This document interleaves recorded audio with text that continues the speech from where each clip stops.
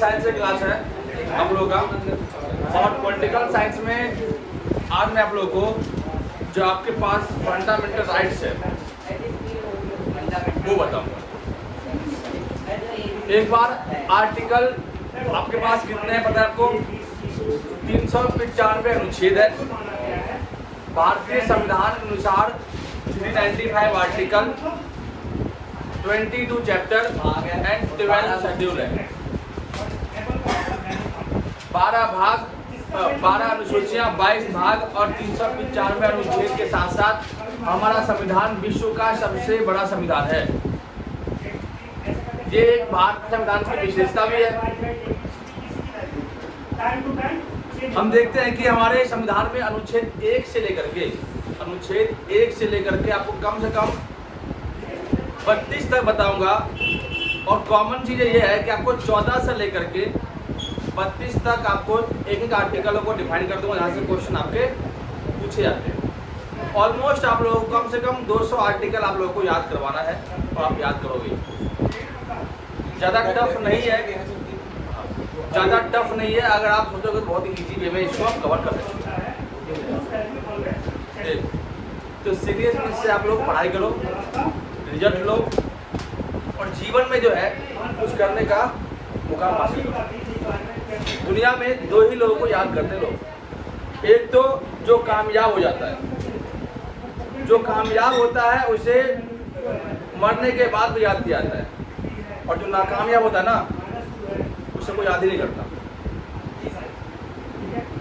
जिंदगी में जो बहुत कुछ कर लेता है उसे लोग हमेशा याद करते हैं, और जो कुछ नहीं करता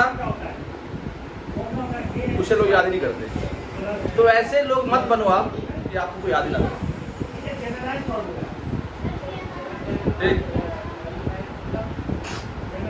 एक कहावत सुना आपने कि नशा दौलत का नहीं, सफलता का रखो, जिद मोहब्बत का नहीं, मंजिल का रखो। तो जीवन में अगर आपको कुछ करना है, कामयाब बनना है, तो अपने जीवन को एक मुकाम पे ले जाओ और हमेशा जीवन में एक मंजिल तय करो कि आपको कहाँ तक पहुँचना है और कहाँ तक जाना है। जब तक आप जीवन में जी रहे हो तब तक आपका लक्ष्य जो है कभी खत्म नहीं चाहिए। एक लक्ष्य पूरा हुआ, दूसरे लक्ष्य के लिए चलते हो, यही जीवन की रीत है। तो भारतीय संविधान के अनुसार जो मेन आर्टिकल है, जैसे कि मैंने बताया, ऑल ओवर आर्टिकल आपके 395 आर्टिकल है, जिनमें 1 से लेकर के आपको 32 तक बताऊंगा। कोई दिक्कत नहीं। अगर 1 से लेकर के 4 तक की बात करते हो, आर्टिकल अनुच्छेद 1 से 4, अनुच्छेद 1 से 4 जो आपका है वो राज्यों के बारे में दिया गया है, राज्यों के विषय में दिया गया है।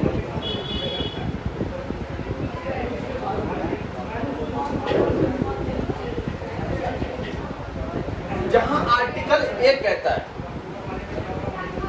भारत क्या है, India is a union state.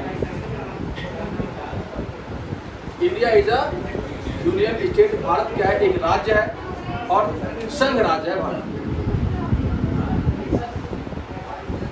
ठीक, तो 1 से 4 आपका राज्यों के विषय में दिया गया है।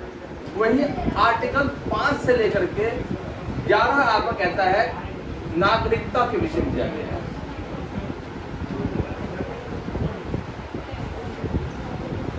एक से 4 क्या है, राज्य के विषय में, राज्य की परिभाषा, राज्य का कर्तव्य क्या है, राज्य को कैसा होना चाहिए, राज्य की क्या सीमाएं होनी चाहिए, ये आपका राज्य के अंदर आता है 1 से अनुच्छेद 4 तक।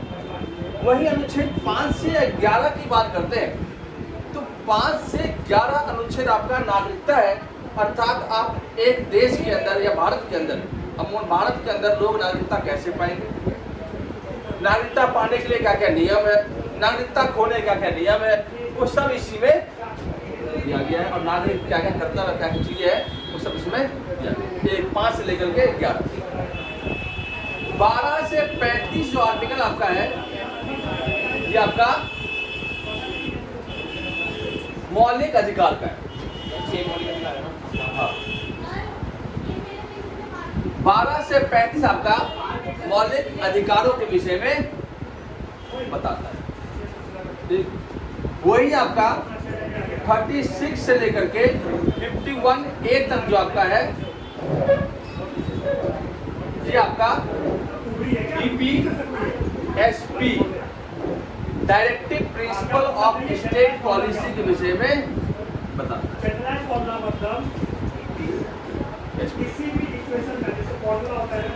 फिर आपका अगला आता है राष्ट्रपति के विषय में, फिर आपका आता है अगला प्रधानमंत्री के विषय में, फिर नेक्स्ट आपका आता है राज्यसभा और संसद के विषय में, फिर राज्यसभा, फिर लोकसभा, फिर अलग अलग अधिकारियों के बारे में पता जाता है। फिर 24 से लेकर के लगभग 43 तक आपका सर्वोच्च न्यायालय के विषय में दिया गया है। तो उन आर्टिकलों को मैं आपको धीरे धीरे कवर कराऊंगा किस प्रकार से आर्टिकलों को पढ़ना है। तो फिलहाल हमें पढ़ना आपका है मौलिक अधिकार। राज्यों की परिभाषा भारतीय संविधान के अनुच्छेद 1 में, नागरिकता का प्रावधान अनुच्छेद 5 में है, मौलिक अधिकार का प्रावधान अनुच्छेद 12 शुरू, लेकिन पढ़ते कहां से 14 से 32 के अंतर्गत। ठीक है, तो उनको हम एक बार देखते हैं।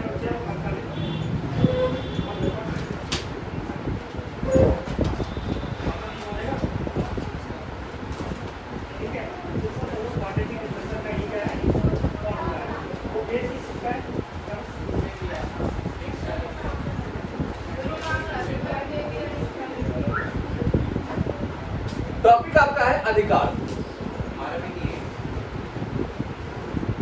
कौन सा अधिकार? फंडामेंटल अधिकार, मतलब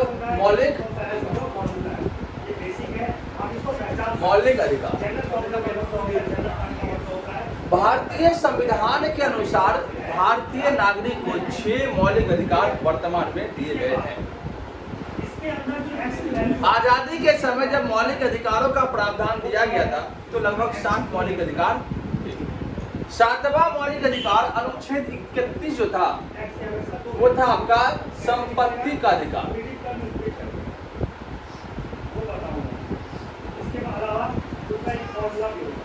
जिसे 44वें संविधान संशोधन के दौरान हटा दिया गया और इसे रख दिया कहाँ है 300A अनुच्छेद। एग्जाम में यहाँ से भी एग्जाम में पूछना था।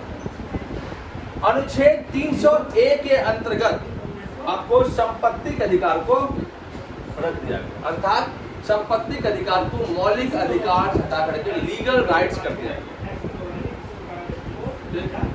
कोई दिक्कत नहीं ना। अब हम एक एक मौलिक अधिकारों को डिफाइन करते हैं। अधिकार होता क्या है? अगर हम मौलिक अधिकार डिफाइन करते हैं तो मौलिक अधिकार का अर्थ होता है जो संविधान ने नागरिक को दिया, उसे हम मौलिक अधिकार कहते हैं।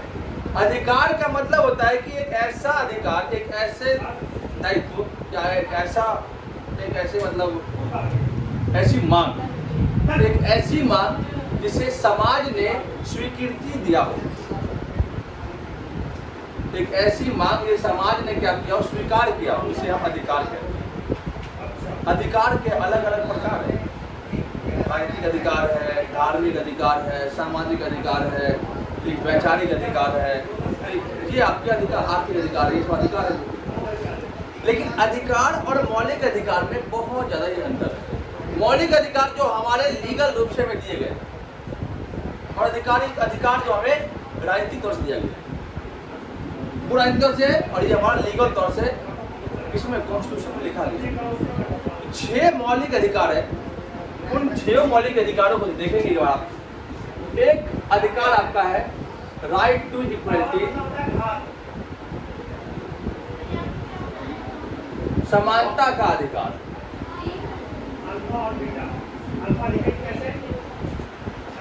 Right to equality. दूसरा आपका है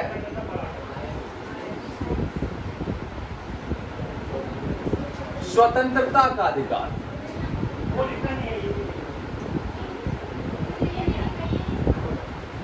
राइट टू फ्रीडम।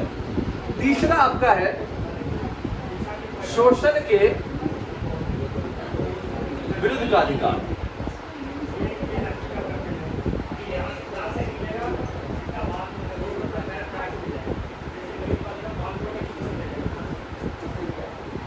चौथा आपका है धार्मिक स्वतंत्रता का अधिकार।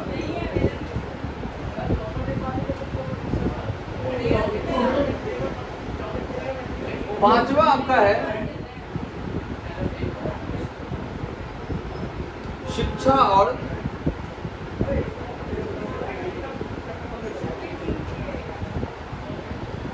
संस्कृति का अधिकार। छठा आपका है संवैधानिक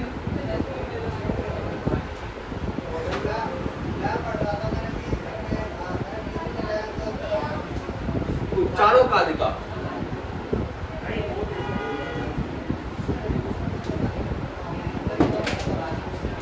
जी आपको ऑलमोस्ट 6 मौलिक अधिकार दिए गए हैं और इनके 6 से लेकर अलग अलग आर्टिकल भी है। समानता के अधिकार का वर्णन आर्टिकल अनुच्छेद आपका 14 से 18 में दिया गया है। स्वतंत्रता का 19 से 22 में दिया गया है। शोषण का 23 से 24 में दिया गया है। धार्मिक का 25 से 28 में दिया गया है। शिक्षा का 29 से 30 में दिया गया है। संवैधानिक का अनुच्छेद 31 नहीं है, बताया था आपको, हट गया है। ये आप लिख लेंगे।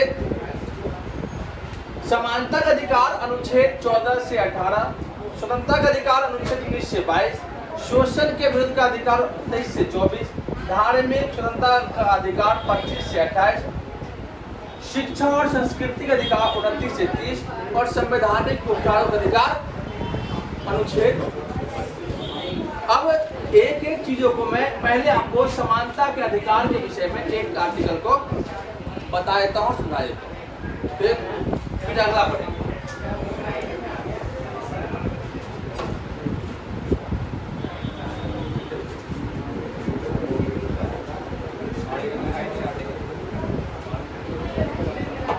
देखो, समानता का अधिकार कहा जाता है अनुच्छेद 14। नंबर 1 आर्टिकल आपका है अनुच्छेद 14। 14 कहता है कानून के समक्ष सभी समान है। कानून के समक्ष सभी समान। यही तो गड़बड़ कर दिया यहाँ पे, ये आर्टिकल दे गड़बड़ कर दिया। और गड़बड़ किया क्या है, जब से ये लड़कियों को चल गया पता कि हमारे पास जो है कानून के समक्ष समानता है, वो समझते में लड़का बन गई और वो लड़कों की तरफ बिहेव करती है आजकल। देख लो ना, ड्रेसिंग देख लो। अगर हम लड़के घाघरा पहने तो कैसे देखेंगे, लेकिन लड़कियां जीन्स पहन लेती है, टी शर्ट पहन लेंगी, शर्ट पहन लेंगी। देख, और आजकल ट्रेंड चल रहा है उसका, क्या नाम है, एक लड़की आती है आजकल ये ले पत्ते लपेट लेगी, तो उसी का कुछ भाई आ गया है, तो उसका भाई भी आ गया है, वो भी पता नहीं कौन से पूर्ण का पत्ता लपेट लेता है। तो मतलब यही तो दिक्कत है ना। कानून ने कहा कि हम सभी को समान मानते हैं, ठीक, मतलब ना लड़का लड़की भेदभाव, तो समान सबको मानते हो, तो बीच वाले बैठे हुए हैं उनको तो राइट दो। तो लड़का लड़के में भेदभाव का मतलब ऑल ओवर की बात यहाँ हो रही है कि कानून के समक्ष सभी समान है। तो इसका मतलब थोड़ी है कि आप कुछ भी कर लो, कुछ नहीं कर पाओगे ना। दूसरा वही कहता है कि किसी के साथ कोई भेदभाव नहीं होगा, नो डिस्क्रिमिनेशन। किसके साथ? नो कास्ट, मतलब जाति के साथ, ना जाति, ना धर्म, ना भाषा, ना लिंग, ना मजहब, जन्म स्थान, इनमें से किसी के साथ भी कोई भेदभाव ना हो। सब कुछ दिया आपने, लेकिन ये देख गड़बड़ कर दिया, कहा कि लिंग के आधार पे कोई भेदभाव नहीं होगा। अब लिंग के आधार पे अगर भेदभाव नहीं होगा, तभी तो स्थिति आज खराब होती जा रही है। लड़कियां आजकल बिल्कुल बैठती है, सुट्टा मारती रहती है, शौक टसन, जेब में 2 रुपये नहीं होगा, लेकिन सुट्टा मारने के लिए घर को बुला लेगा, सुट्टा पी ले। पता नहीं अपने आप को, पता नहीं क्या समझते, मैं अमेरिका में बैठी हूँ। देख, तो जाति, धर्म, भाषा, लिंग, मजहब, जन्म स्थान के आधार पर कोई भेदभाव न किया जाए, ये संविधान में तय कर दिया गया है। देख, जहां पे आपने कहीं भी जन्म लिया हो, चाहे मैं बिहार का हूं, लोग कहते हैं तो बिहारी है।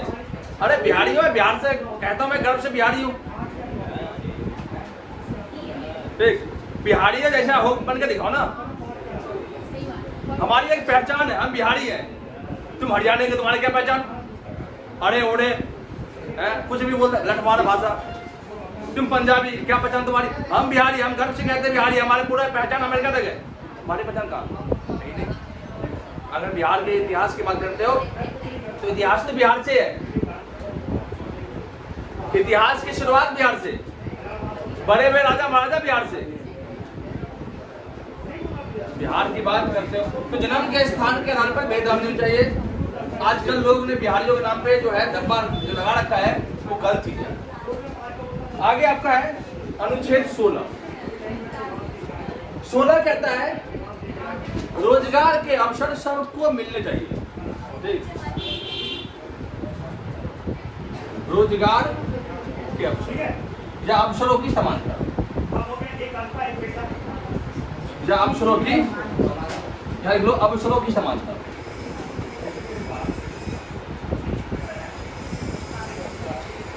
सत्रह कहता है छुआछूत का अंत है। ये बढ़िया किया, छुआछूत का अंत कर दिया गया।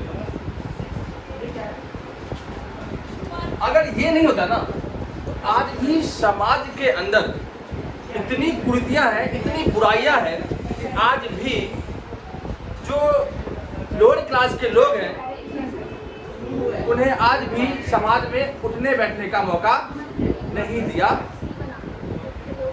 जाता है। आज भी बहुत समय से बाबा साहब अम्बेडकर के द्वारा किए गए प्रयासों के दौरान हमने देखा कि किस प्रकार से जो लोअर क्लास के लोग थे, उन लोगों को अपने हित से अधिकार मिले। तो संघर्ष से ही सफलता हासिल होती है, ऐसा बाबा साहब ने करके दिखाया और भारतीय संविधान में लिखवा दिया पत्थर की लकीर की तरह कि आप जो है छुआछूत का अंत करोगे। महात्मा गांधी तक को झुका दी उन्होंने, ऐसे महान। नेक्स्ट आपका है अनुच्छेद 18। 18 कहता है उपाधियों का अंत किया जाए।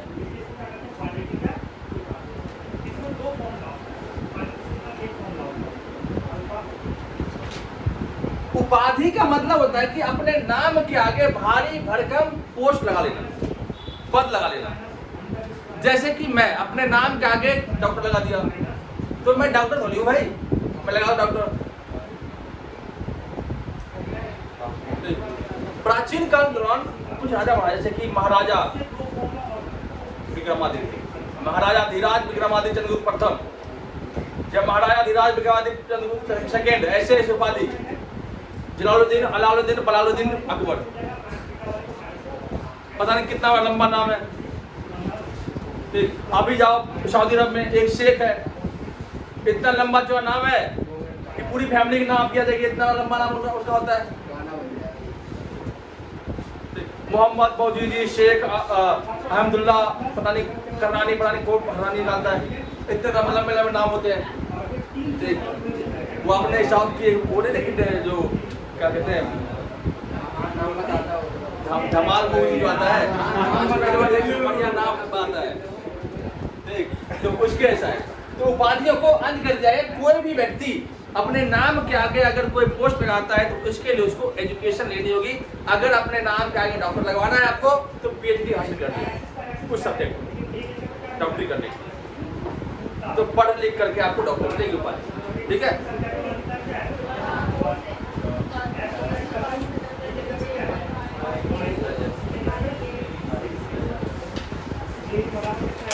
अगला आपका है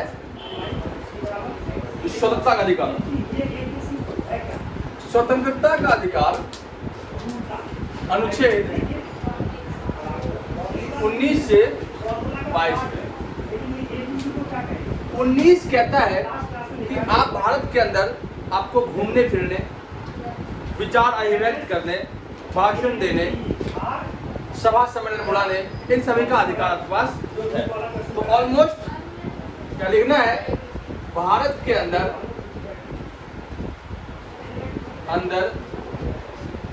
रहने, बसने,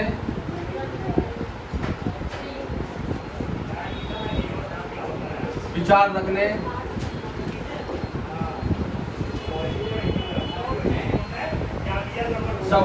सभा सम्मेलन करने का अधिकार, ये आपका दिया गया है। राइट टू लिबर्टी दिया गया है, राइट टू फ्रीडम। भारत के अंदर रहने, बसने, विचार रखने, सभा सम्मेलन करने का अधिकार आपके पास है। वही अनुच्छेद 19A जो है, एक जोड़ दिया गया है संविधान में, उसमें कहता है कि आप अपने निजी भवन पे, अपने निजी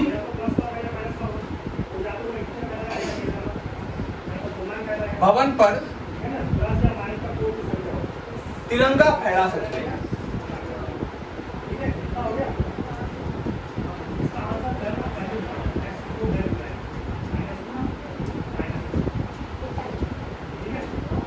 ठीक है, अपने निजी भवन पर तिरंगा फहरा सकते हैं। नेक्स्ट आपका अनुच्छेद 20 कहता है एक अपराध के लिए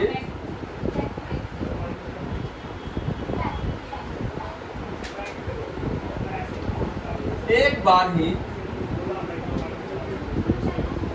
व्यक्ति को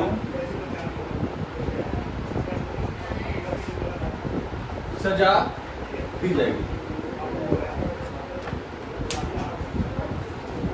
मतलब आप सजा, मान लो किसी घर में चोरी कर लिया आपने, तो उस चोरी की सजा न्यायालय आपको एक ही बार देगा, ना कि आपके घर में चोरी हुआ और बार बार उसी सजा, उसी चोरी की रिपोर्ट जो है आप फाइल करते हो कोर्ट जाकर, तो चले पता आपको ही जो है बंद कर दे जेल में और कोर्ट टाइम बर्बाद हो तो ठीक। या वो एक बार ही उसके बाद क्या लिखा है, एक अपराध के लिए एक बार व्यक्ति एक अपराध के लिए व्यक्ति को एक बार ही सजा दी जाएगी। अनुच्छेद 21 कहता है 21 कि जीवन जीने का अधिकार आपके पास है। जीवन जीने का अधिकार, जीवन जीने का अधिकार जो भगवान ने हमें दिया है, लाइफ ऑफ लिबर्टी, अर्थात आप अपने इच्छा अनुसार शादी कर सकते हो। जब से लोगों ने, लड़कियों ने ये चीज अधिकार पढ़ा कि आप अपने अनुसार से ब्याह कर सकते हो, तब से उनके अंदर पता नहीं क्या हुआ है कि आधे टेढ़े लूले लंगड़े पता नहीं कैसे कैसे बॉयफ्रेंड आते हैं और शादी कर लेते हैं। लंगूर को अंगूर मिल जाता है, अंगूर को लंगूर मिल जाता है। कहते हैं हमारे पास तो लीगल राइट्स, हमारे पास तो फंडामेंटल राइट्स है। क्या करने का? शादी करने का। अरे भाई शादी करने का भी है और भी कुछ करने का राइट्स हमारे पास है, उसको करो, वो तुम्हें करना नहीं है, लेकिन शादी पहले करना है। पैदा हुआ ही नहीं, पहले शादी नहीं करवा दो, ढंग से तो पहले खड़े हो जाओ। देख, तो जीवन जीने के अधिकार में कहा गया है कि आप अपने इच्छा अनुसार से खाना खा लो। तो कुछ भी खाने का मतलब ये नहीं है कि शौक शौक में आप फ्राई फिश खा रहे हो। तुम जो सिंगापुर मलेशिया के लोग खाते हैं, हाई डिश होता है ना, वो खाओ। आजकल लोग शौक के लिए जहर भी खा लेते हैं। कुछ लोग कहते नहीं है, अपने कभी सुना होगा कि कुछ जो लोग होते हैं अंधभक्त होते हैं शिव भगवान के, तो उसके चक्कर में गांजा फूकते हैं। भगवान तो विष भी पिए थे, तुम भी पी लो, फिनाइल पी कर निपट लो तुम यहाँ से, शौक पूरे हो जाएगी। शौक पूरे जाने तुम्हारे। तो चाइना के लोग जो खा रहे हैं, जो मलेशिया, सिंगापुर, थाईलैंड के लोग जो खा रहे हैं, वो तुम अपने संस्कृति में कौन क्यों कर रहे हो? दुनिया आज जो है हमारी संस्कृति में घुल रही है, और आज के जनरेशन के लड़के और लड़कियां जो है उनकी संस्कृति में घुल रहे, नंगे घूम रहे। मतलब आज के जनरेशन देख सकते हो कैसे माहौल बना रखा है, कितना गंदा माहौल। टिकटॉक में कमर हिला लेंगे, फेमस हो जाएगा, खत्म कहानी। इसी तो पैसे मिलते हैं, इसी के लाइक मिलते हैं। तो जीवन जीने का अधिकार, ठीक है। अब हम आगे करते हैं शोषण के विरुद्ध के अधिकार। अच्छा सॉरी, इसी के अंदर एक और है अनुच्छेद 21A।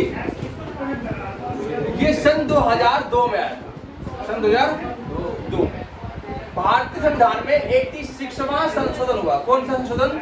86वां संशोधन।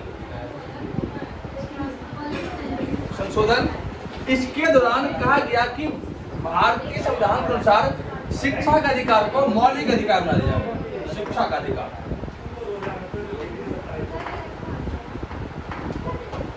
तो शिक्षा का अधिकार मौलिक अधिकार क्या बना 2002 में, लेकिन पूर्ण रूप से लागू कब हुआ? लागू हुआ था 2010 में, ठीक है। लागू हुआ 2010 में, बना कब? 2002 में।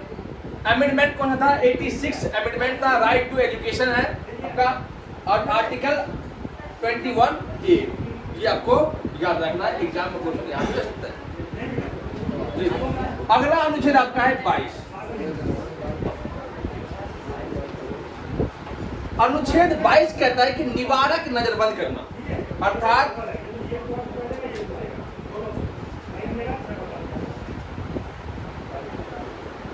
आपको नजरबंद कर दिया गया है।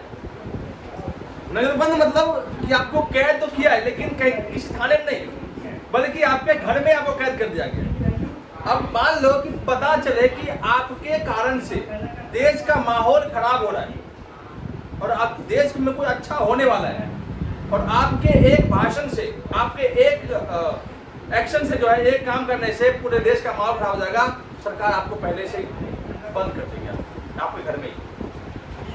जब धारा 370 हट रहा था जम्मू कश्मीर का, तो उस धारा 370 के हटने के दौरान महबूबा मुफ्ती, जो जम्मू कश्मीर की जो सीएम रह चुकी है, शेख अब्दुल्ला के बेटा फारूक अब्दुल्ला, इन सभी को उनके ही फार्म हाउस में कैद कर दिया, मतलब नजरबंद कर दिया, उनके नेट तार काट दिए, बस टीवी चला दिया, अब न्यूज देखो बाहर का, जो भी मंगाना होगा उनको पूर्ण रूप से क्वारंटाइन कर दिया गया। तो उन्हीं को देख करके मुझे लग रहा है कि उन्हीं का शराब जो है, ऐसा क्वारंटाइन को किया कि उन्हीं का शराब कोरोना आ गया हमारे पास, कि हम भी क्वारंटाइन हो गए। 2019 में आर्टिकल 370 था और 20 में कोरोना आया था, तो उनको जो है क्वारंटाइन जो है उनको किया गया था। लगभग 1 साल के लिए क्वारंटाइन कर दिया उनको, कहा अपने घर में रहो, सेफ रहो, सुरक्षित रहो, बाहर जाओगे आपको उड़ा देगा। कहने का मतलब नहीं है कि बाहर जाओगे कोरोना हो जाएगा, मर जाओगे, तो उनको कह दिया कि बाहर जाओ, खत्म कर दिया जाएगा आपको, आप यहीं पर रहो। चारों तरफ से बीएसएफ के जो जवान थे वो पैरालाइज करने शुरू कर दिए, तुम्हें जो चाहिए इन्फॉर्म करो, तो मिल जाएगा। तो नजरबंद का मतलब ये होता है कि आपको जेल में नहीं, बल्कि आपके घर में आपको कैद कर दिया जाएगा। फिर अगला ये आपका हो गया राइट टू फ्रीडम, स्वतंत्रता का अधिकार। क्लियर है?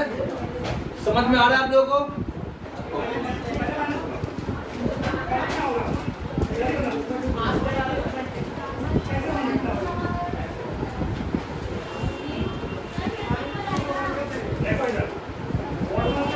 अगला आपका टॉपिक है, अधिकार है शोषण का अधिकार। शोषण के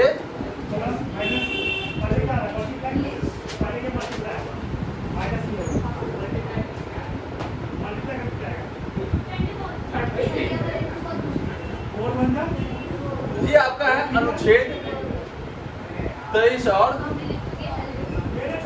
24। अनुच्छेद 23 कहता है, क्या कहता है 23? कि कोई भी व्यक्ति किसी से जबरदस्ती काम नहीं लेगा। अर्थात बंधुआ मजदूरी करवाना गैर कानूनी माना जाएगा। ठीक, क्या?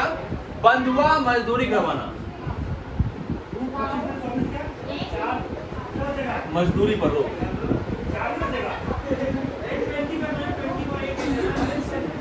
बंधुआ मजदूरी पर रोक। 23A जो आपका है वही वो कहता है कि मानव तस्करी पर रोक, मानव तस्करी पर रोक। कहा गया है कि कोई भी मानव का व्यवसाय नहीं किया जाएगा। पहले अफ्रीका में, अमेरिका में ऐसे व्यवसाय होते थे, इंडिया में होते थे।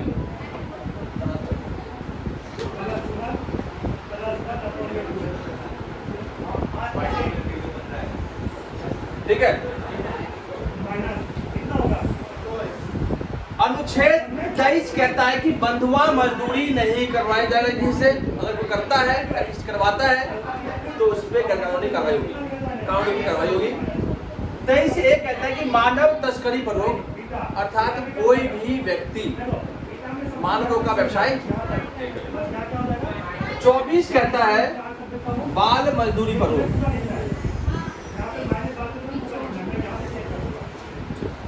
बाल मजदूरी पर।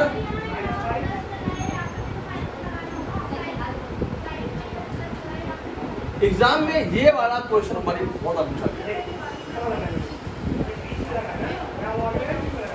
ठीक है, आगे बढ़े।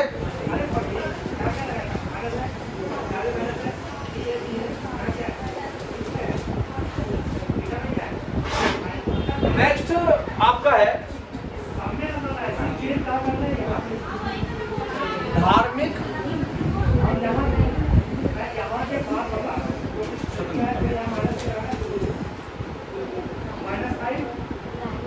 ठीक है।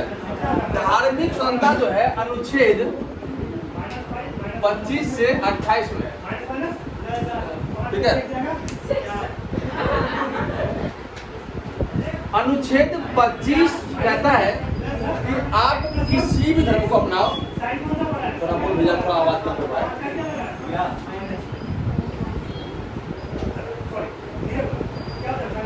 25 से 28 अनुच्छेद 25 कहता है कि आप किसी भी धर्म को अपनाओ और उसका प्रचार प्रसार करो, कोई रोक टोक नहीं है। अर्थात धार्मिक स्वतंत्रता अधिकार के अंतर्गत 25 कहता है कि आपको किसी भी धर्म को मानने की स्वतंत्रता है।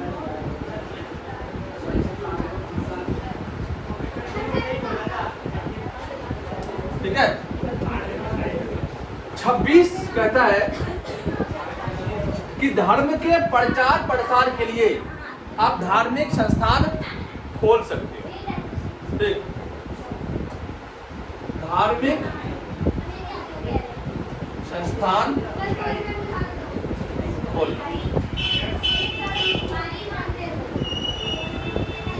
ठीक है। धार्मिक संस्थान खोलने का मतलब है कि आप अपने प्रॉपर्टी के ऊपर, गवर्नमेंट की प्रॉपर्टी नहीं बल्कि अपने जमीन पर जो है आप मंदिर या मस्जिद बना सकते हैं। 27 कहता है कि राज्य जो है, राज्य धार्मिक कर नहीं लेगा, धार्मिक कर नहीं लेगा।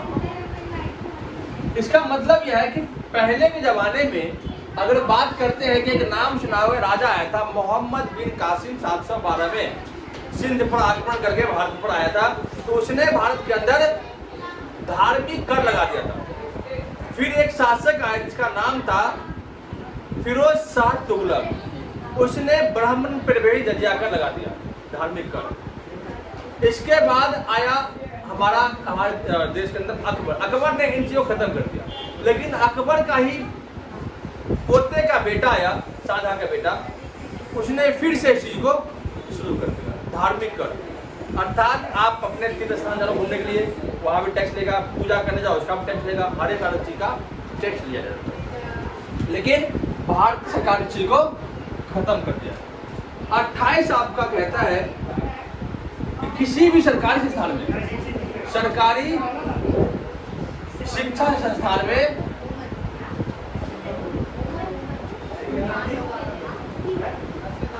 धर्म की शिक्षा नहीं दी जाएगी, धर्म की शिक्षा पर रोक या नहीं दी जाएगी। ठीक है, ये आपके थे धार्मिक स्वतंत्रता का अधिकार।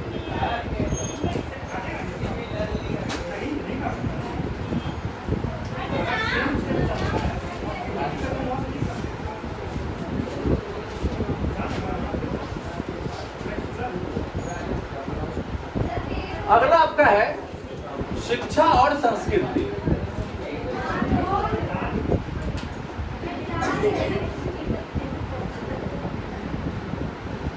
शिक्षा और संस्कृति आपका 28 से 29 से 30 है। 29 कहता है अल्पसंख्यक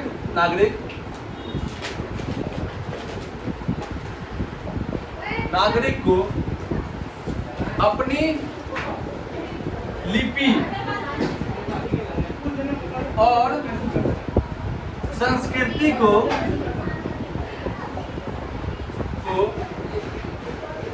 सुरक्षित रखने का अधिकार है।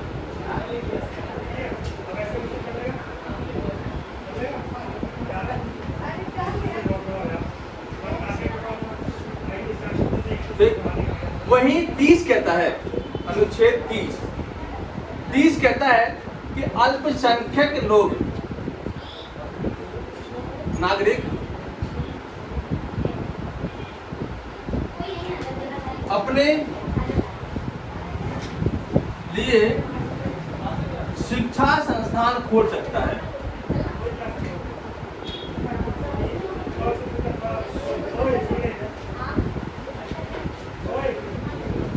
ठीक है, अल्पसंख्यक लोग कौन होते हैं जिनकी संख्या समाज में कम होती है। इन दोनों पॉइंटों को आपको लिखना है।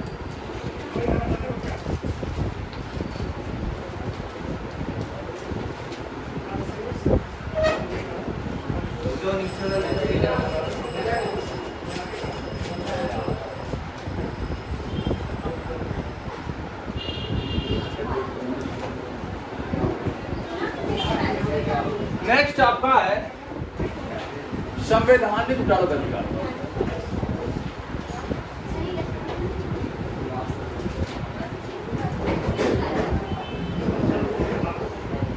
अनुच्छेद 32 है।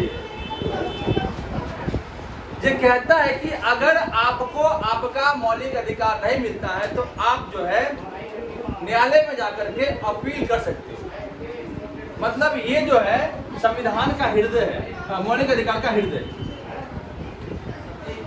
मौलिक अधिकार का हृदय। किसने कहा? डॉक्टर भीमराव अंबेडकर ने, BR अंबेडकर ने कहा कि आपका ये जो अधिकार 32 है, ये आपका सबसे महत्वपूर्ण अधिकार है। ये संविधान के हृदय और आत्मा है। ये हमारे मौलिक अधिकारों की रक्षा करता है।